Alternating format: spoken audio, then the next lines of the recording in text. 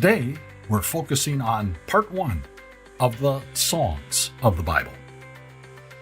The Bible is incredibly interconnected with threads that run through it from beginning to end.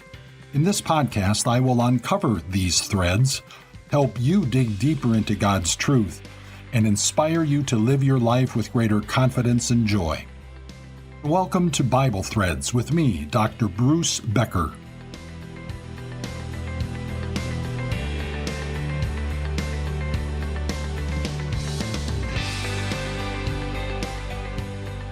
Today we've got another episode in our series called Storylines. It's about people, places, and things that show up repeatedly in the Bible and that have special significance or meaning. Did you know that there are more than 400 references to singing in the Bible? In addition, there are over 50 commands or encouragements for Christians to sing, either to God or to one another. Did you also know that there are more than 185 songs in the Bible? Okay, I know 150 of them are in just one book, the book of Psalms. Psalms is one of the Bible's 3 songbooks. The other 2 are Song of Songs, which is an epic love song between a bride and a groom, and Lamentations, which has a set of 5 dirges, all mourning the destruction of Jerusalem. And on top of these, there are still another 35 or so songs scattered throughout the Old and New Testaments. When I was preparing for this podcast, I discovered some interesting things about the songs of the Bible. And I want to share one of them with you as we get started. I discovered that the first song in the Bible, recorded in the book of Exodus, is very similar in content with the last song in the Bible. The last song is in the book of Revelation. There is a Bible thread here connecting these 2 songs that was thousands of years in the making. I find that interesting. We'll talk more about that thread later. Before we can talk about the actual songs of the Bible, we need to understand the poetry of these songs. Do you realize that 1/3 of the Old Testament is written in poetry, as compared to the prose or narrative style of writing? Just think about that. As I mentioned, the Old Testament includes the 150 Psalms that are all poetry, but there are other poetic books as well: Job, Proverbs, and I already mentioned Song of Songs and Lamentations. And then we discover that all but 2 of the prophetic books of the Old Testament contain poetry. We can start to understand this large percentage of poetry found in the Old Testament. Old Testament Hebrew poetry is very different from English poetry. Actually, I don't think they have anything in common. The English poetry that we are most familiar with is similar to Greek and Latin poetry. Now, that shouldn't be a surprise because the English language has deep roots in both the Greek and Latin languages. Hebrew poetry, on the other hand, has much in common with Middle Eastern Canaanite poetry. And that shouldn't be surprising either, since God's people inherited the land of Canaan, i.e. the Promised Land, following the days of Moses. Here's a key difference between Hebrew and Greek poetry. Old Testament Hebrew poetry is highly structured and thought-based, with the repeating of a single idea in similar yet different ways. This is called parallelism. Let me explain. Here's an example from Psalm 22. It's a prophecy about Good Friday, when the enemies of Jesus would taunt him at his crucifixion. Here's the first line. He trusts in the Lord, they say. Let the Lord rescue him. And here's the second line. Let him deliver him, since he delights in him. The second line repeats the same thought as the first line, but with different words. When the same thought is expressed in both lines, this is called a synonymous structure. And in this example, there is another structure also used. The thoughts of the first line are reversed in the second line. So let me read it again. He trusts in the Lord, they say. Let the Lord rescue him. Second line. Let him deliver him, since he delights in him. This is known as a chiasmus. You'll find this literary structure frequently used in Old Testament poetry. And there are other variations of the parallelism in Hebrew poetry. There is an antithetical structure, which simply means that the lines express opposite thoughts, either by contrast or stating both the positive and the negative. Another poetic structure is synthetic. That's where the second or third lines develop the thought of the first line. And let me tell you, there are even more poetic structures used in the Bible. One of the more interesting structures is that of an acrostic. An acrostic is a play on the alphabet. The most elaborate example of this is Psalm 119. This is the longest psalm, comprised of 22 sections of 8 verses each. The first section is titled with the first letter of the Hebrew alphabet, Aleph. But there's more. Each of the 8 verses in this first section all begin with a Hebrew word that starts with the letter Aleph. The second section is, you guessed it, titled with the second letter of the Hebrew alphabet, Beth. And all of the first words in all 8 verses also begin with the letter Beth. This pattern is repeated through the entire Hebrew alphabet.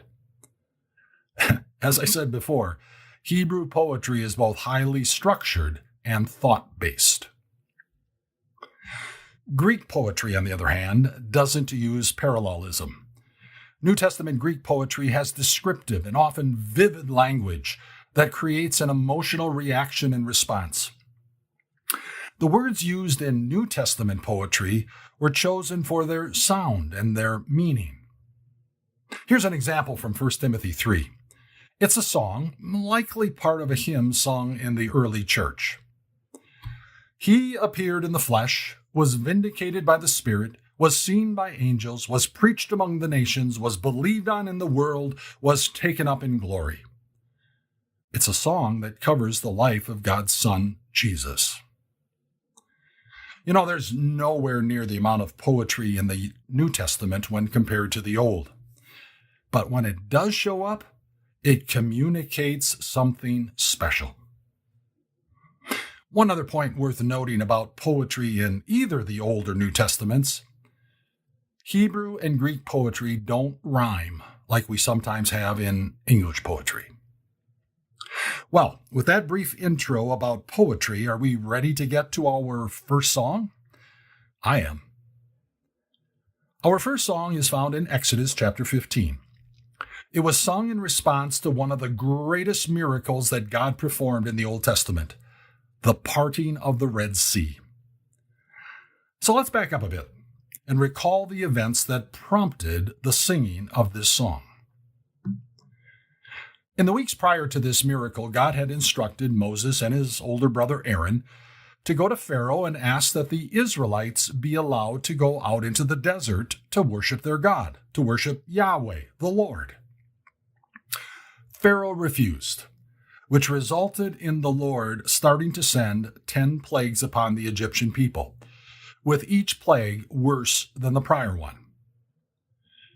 The 10th plague was the death of the firstborn of both men and animals in every household. Upon hearing and seeing this for himself, Pharaoh called for Moses and Aaron in the middle of the night and told them, "Up, leave my people, you and the Israelites. Go worship the Lord as you have requested. Take your flocks and herds and go." The Egyptian people urged the Israelite people to hurry and leave their country, for otherwise, they said, "We will all die." So the Israelites left. Guess what? Pharaoh changed his mind when he realized his free source of labor was exiting the country.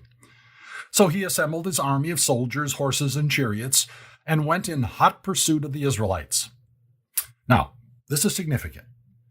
When the Lord led the Israelites out of Egypt, he didn't lead them along the fastest, most direct route out of the country. Instead, believe this or not, the Lord led them to a place where they could be easily cornered by the Egyptian army. Their backs would literally be up against a wall, namely a large body of water. The Lord did this intentionally so he could demonstrate his almighty power to the Israelites and in the process defeat Pharaoh and his army. When the Egyptian army approached the Israelite camp, the Lord parted the waters of the Red Sea behind them with a wall of water on each side. Then he caused a mighty wind to dry out the land. This allowed the Israelites to walk on the sea floor to the other side. When the Egyptian army entered into the sea floor pursuing the Israelites, the Lord released the walls of water to cover the Egyptian army. Not one Egyptian survived.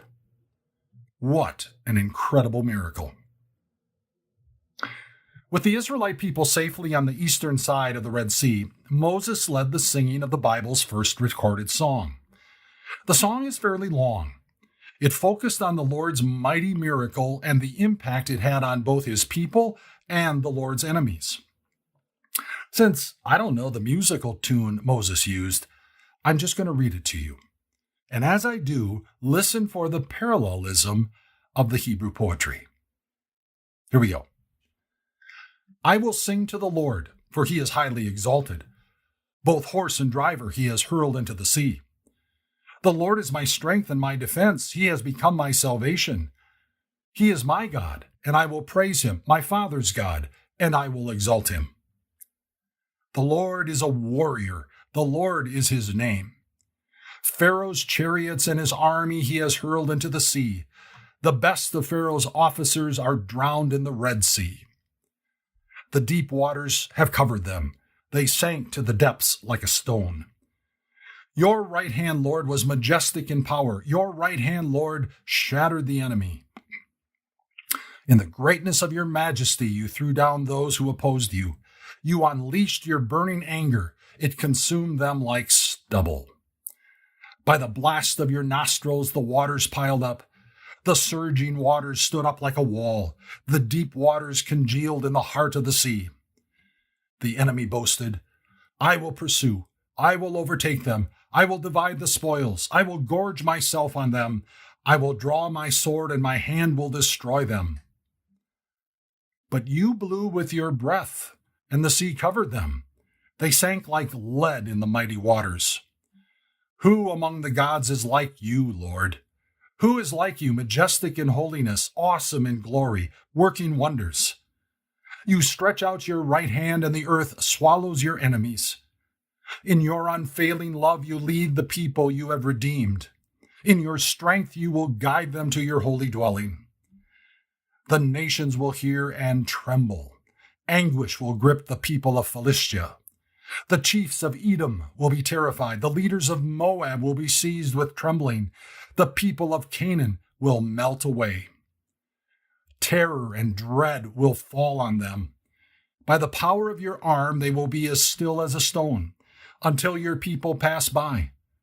Lord, until the people you bought pass by. You will bring them in and plant them on the mountain of your inheritance, the place, Lord, you made for your dwelling, the sanctuary, Lord, your hands established. The Lord reigns forever and ever. Well, that was Moses leading the men of Israel in song.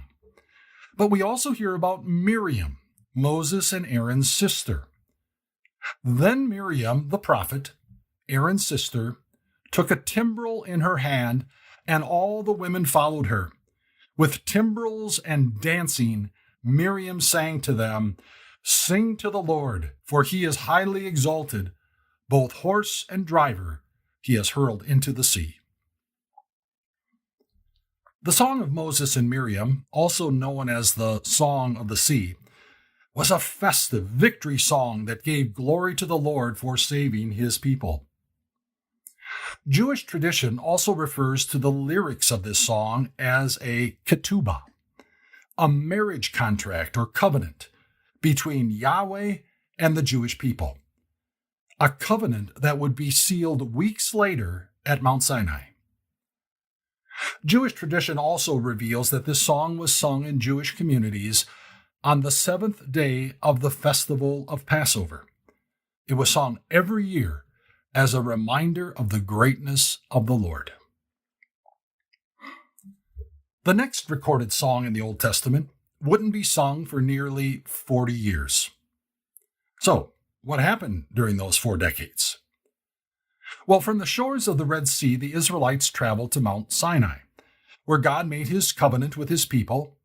He gave to Moses the 10 Commandments and all the other moral, civil, and ceremonial laws. All of these laws were to govern God's special people. From Mount Sinai, the Israelites traveled north to Kadesh, located in the desert of Paran, just south of the land of Canaan. Canaan was the land the Lord had promised to Abraham, Isaac, and Jacob's descendants. The Lord came to Moses and told him to send some men to explore the land and bring back a report. 12 men were chosen, one from each of the 12 tribes. When the explorers returned, they failed to bring a consensus report. In fact, only 2 of the 12, Caleb and Joshua, gave a positive report saying that they should take possession of the land because the Lord could provide success. The other 10 explorers went through the camp creating fear by telling the people how strong the tribes of Canaan were. This resulted in rebellion against Moses. The people wanted to kill him. The Lord was not happy with these people. He told Moses he was ready to destroy the nation of Israel and start over. But Moses interceded for the people, and the Lord forgave them. But the Lord also said this, I have forgiven them as you asked.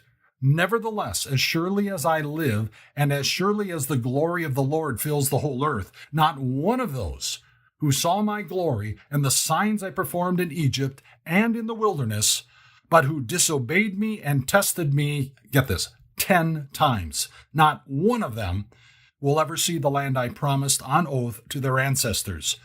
No one who has treated me with contempt will ever see it. 18 to 24 months earlier, the Israelites had witnessed the plagues and the parting of the Red Sea. Now they were doubting that the Lord could give them the land of Canaan. As a result, the Israelites would wander in the deserts of the Sinai Peninsula for about the next 40 years.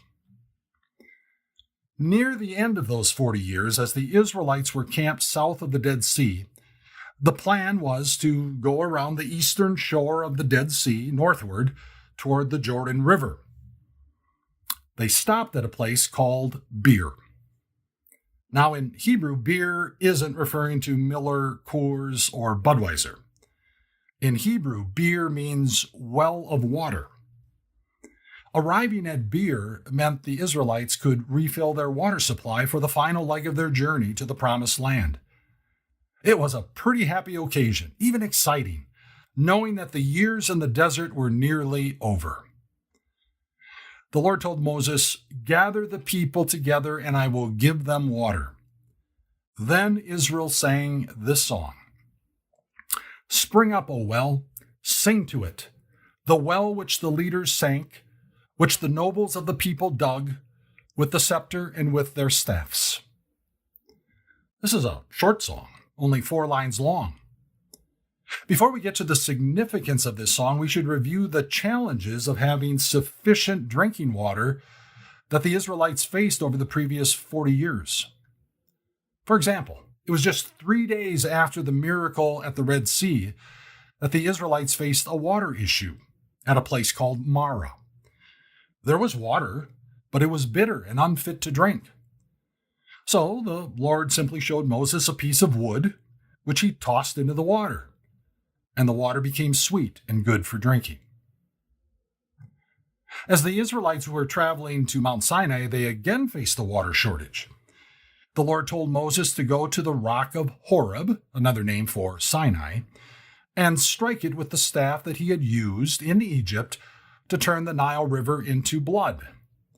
From this rock, God provided water for the entire time the Israelites were camped at Mount Sinai. There are other references to the Lord providing water. We know the Israelites stayed in Elim for some time, where there were 12 springs of water. When they were camped at Kadesh, the Lord told Moses to speak to a rock to get water. Instead, Moses struck the rock with his staff twice. Water did come gushing out, but Moses' disobedience cost him ever setting foot in the Promised Land. The Bible's historical record shows that despite the Israelites complaining they never had water, the Lord always provided it. Back to the song. The song indicated that in this case, to get water, it was not Moses striking a rock or speaking to a rock, but rather that the leaders of Israel, the nobles, dug into the ground with their staffs, and water came forth. Spring up, O well, sing to it. The well which the leaders sank, which the nobles of the people dug, with the scepter and with their staffs. Let's finish up today with a song that Moses wrote down shortly before the Israelites crossed the Jordan River into the Promised Land. It is called the Song of Moses and is found in Deuteronomy chapter 32. It is a long song, so I encourage you to read it sometime for yourself. But at least let me share with you the outline of the song and the main theme. Moses began this with an invocation to the Lord, identifying him with these words: the rock, his work is perfect, for all his ways are just, a God of faithfulness and without justice, righteous and upright is he. The Lord is called the Rock. Moses then characterized the Israelites as a rebellious people. He provided some historical examples of their rebellion, as well as their rejection of the Lord. He went on to describe the consequences of Israel's past rejection of the Lord and predicted future rejection. Then, following a brief transition, the song ends with a renewal of the Lord's promise to bless Israel and to defeat her enemies. On the very day that Moses shared this song with the people of Israel, the Lord instructed him to go up Mount Nebo, which was just east of the Jordan River and the city of Jericho. There on that mountain, Moses died. There were 3 songs recorded in the Bible during the life of Moses. They are powerful songs which tell of the amazing power and love of the Lord, the God of grace. The songs of the Bible are one of the Bible's storylines. If you have any thoughts or questions about this podcast, please email me at bruce@timeofgrace.org.